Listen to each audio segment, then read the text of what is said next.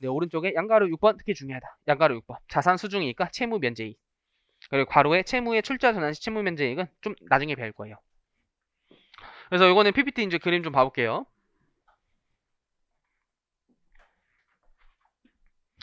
자산 수중이익의 법조문 표현은요. 이렇게 돼 있어요. 아마 PPT 이거 안 적혀 있을걸요? 적혀 있나?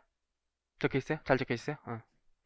무상으로 받은 자산의 가액을 줄이면 자산 수중이익이 돼요. 공짜로 받은 거죠. 무상으로 받은 자산의 가액. 요게 그거예요. 증여를 받았다. 수중이 증여를 받았다요. 증여를 받았다. 그래서 자산을 공짜로 받았을 때 생긴 이익. 그게 자산 수중이익이고요. 주로 어떤 상황에 발생하냐? 그냥 길 가다 모르는 사람이 법인한테 자산을 주면 도라이죠. 도라이요. 그런 경우는 없어요. 저 법인과 관계되어 있는 자들이 주겠죠. 그래서 주주, 뭐 대주주, 아니면 정말 대표이사 이런 사람들이 자산을 증여해요. 왜 증여하냐? 주로 결손이 있는 법인에 결손을 메꾸려고 그러는 거예요. 결손이 있다는 건 치명적이에요. 또 다시 결손이 나올 수 있다는 것이고요. 투자자들이 기피하는 행위예요. 그래서 결손을 메꾸려고 저렇게 자산 수증하는 경우가 많아요. 그래서 예를 들어 대주주가 갖고 있던 토지를 장부가에 100원짜리를 법인에 꽂아놓대요. 근데 증여 당시에 시장 가치가 150원인 상황이었어요. 근데 회계가 어떻게 계산했냐면 장부가에 토지 들어왔네. 토지 100. 자산 수증이 100원 이렇게 잡은 거예요. 그게 수익이죠. 근데 세법은요.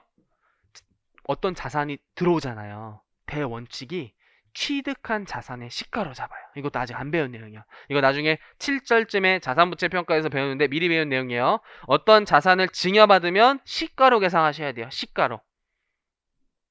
그럼 이렇게 됐죠. 이 그림 한번 보세요. 이렇게 됐죠. 이렇게 됐죠. 이 상황 속에서 자꾸 머릿속을 훈련하셔야 돼요. 이 상황 속에서.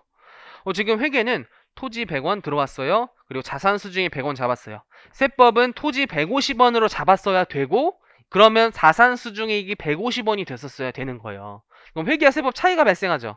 얼마 차이가 발생해요? 50원. 수익 50원을 증가시킨다. 입금 산입 50. 여기까지 해놨죠. 근데 원인을 항상 밝혀내야 돼요. 토지라는 자산 50원을 증가. 그때 하는 소득 처분이 유보. 이렇게 꼼꼼하게 처음에 하시는 거예요.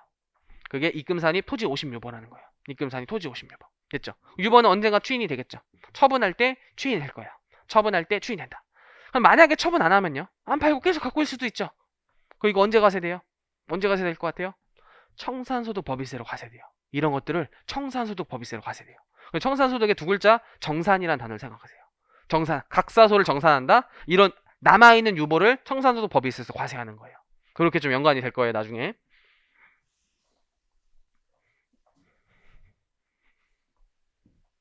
두 번째. 그래서 취득한 자의 시가를 본다라는 규정 미리 배웠고요.